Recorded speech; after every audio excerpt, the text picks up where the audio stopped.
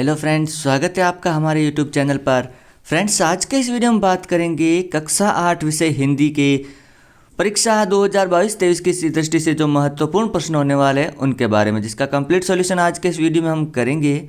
चलिए शुरू करते हैं। मनुष्य जीवन पर गहरा प्रभाव पड़ता है किसका? ऋतु परिवर्तन का। तो यहाँ पर आंसर सही होगा ऋतु परिवर्तन का। लेखक बदलू को कहता था, आंसर होगा बदलू काका कहता था। अगला प्रश्न है, कवयित्री के अनुसार यह कौन सा समय है? तो आंसर होगा वह सबसे कठिन समय नहीं है। अगला प्रश्न है, कृष्ण को भेंट करने के लिए सुदामा अपने साथ ले गए, क्या ले गए थे? चावलों की पोटली लेके गए थे। तो यहाँ पर वह आंसर सही होगा। अगला प्रश्न है, बाज की वीरता का आगे बढ़कर स्वागत किया था किसने?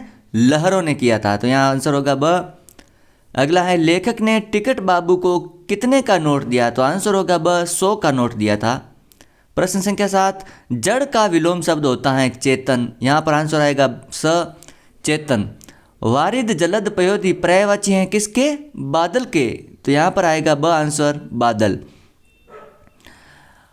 और बाकी के पर्यायवाची हम यहाँ लिख देते हैं, जैसे कमल, कमल के होते हैं सरोज, नीरज, वारिज और अंबुज। जल के होते हैं पानी, नीर, वारी और सलील। अगला प्रश्न है, घायल बाज को देखकर सांप खुश क्यों हुआ? तो आंसर होगा खुश हुआ होगा क्योंकि वह इस स्थिति में उसे कोई नुकसान नहीं पहुंचा सकता था। अगला प्रश्न है, कवि ने अपने जीवन की तुलना बसंत से क्यों की है?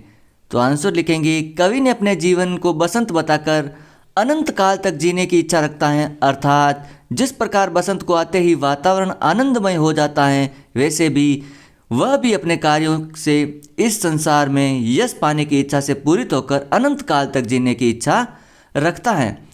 और निम्नलिखित शब्दों में मूल शब्द और प्रत्यय अलग अलग हैं। तो जलद में जल, सामाजिक में समाज प्लस एक, लाभप्रद में लाभ प्लस प्रद और आरामदेह में आराम प्लस देह। अगला प्रश्न है, स्वर संधि किसे कहते हैं? 2 उदाहरण भी लिखिए। आंसर लिखेंगे, जहाँ पर स्वर का स्वर से मेल होता है उसे स्वर संधि कहते हैं, जैसे राम प्लस अवतार रामावतार, देव प्लस इंद्र देवेंद्र। अगला प्रश्न है, सड़क पार करते समय किस बात का ध्यान रखना चाहिए? तो आंसर होगा जेब्रा क्रॉसिंग का प्रयोग करें, चौराहे पर लाल हरी बत्ती का ध्यान रखना चाहिए, सड़क दाएं बाएं देखकर पार करनी चाहिए। अगला प्रश्न है, अपने पड़ोस में हो रहे बाल विवाह को रोकने के लिए आप क्या करेंगे? तो आंसर लिखेंगे, बाल विवाह से होने वाले नुकसान के बारे में बताकर समझाएंगे तथा बालकों में पढ़ाई का महत्व बताएंगे, नहीं मानने पर पुलिस को सूचना देंगे। अगला प्रश्न है, घर के सामान्य काम को या अपने निजी काम प्रत्येक व्यक्ति को अपनी क्षमता के अनुसार उन्हें क्यों करना आवश्यक है? आंसर लिखेंगे, क्योंकि काम करने से ही शरीर स्वस्थ रहता है, उसका मन काम में लगा रहता है और उसमें काम करने की आदत पड़ जाती है। अगला प्रश्न है, मैं हर पेड़ को अपना दुश्मन समझ रहा था, लेखक पेड़ों को अपना दुश्मन क्यों समझ रहा था? आंसर लिखेंगे, क्योंकि बांस की ऐसी दशा थी कि उसे ज़बरदस्ती चलाया जा रहा था या कभी भी उसके ब्रेक फेल हो सकते थे। इस भयभीत परिस्थिति में भी पेड़ आता देख लेखक को डर लग रहा था कि हम इस पेड़ से टकरा जाएंगे, इसलिए लेखक हर पेड़ को अपना दुश्मन समझ रहा था। यह सबसे कठिन समय नहीं है। कविता में क्या संदेश दिया गया है? आंसर लिखेंगे, कविता में यह संदेश दिया गया है कि हमें समय की चिंता किए बगैर अपने लक्ष्य पथ पर निरंतर आगे बढ़ना चाहिए। अगला प्रश्न है, निर्धनता के बाद मिलने वाली संपन्नता का चित्रण कविता की अंतिम पंक्तियों में वर्णित है, अपने शब्दों में लिखिए। श्री कृष्ण ने विदा करते समय सुदामा को कुछ भी नहीं दिया, लेकिन अपने गांव में सुदामा ने सब कुछ बदल पाया।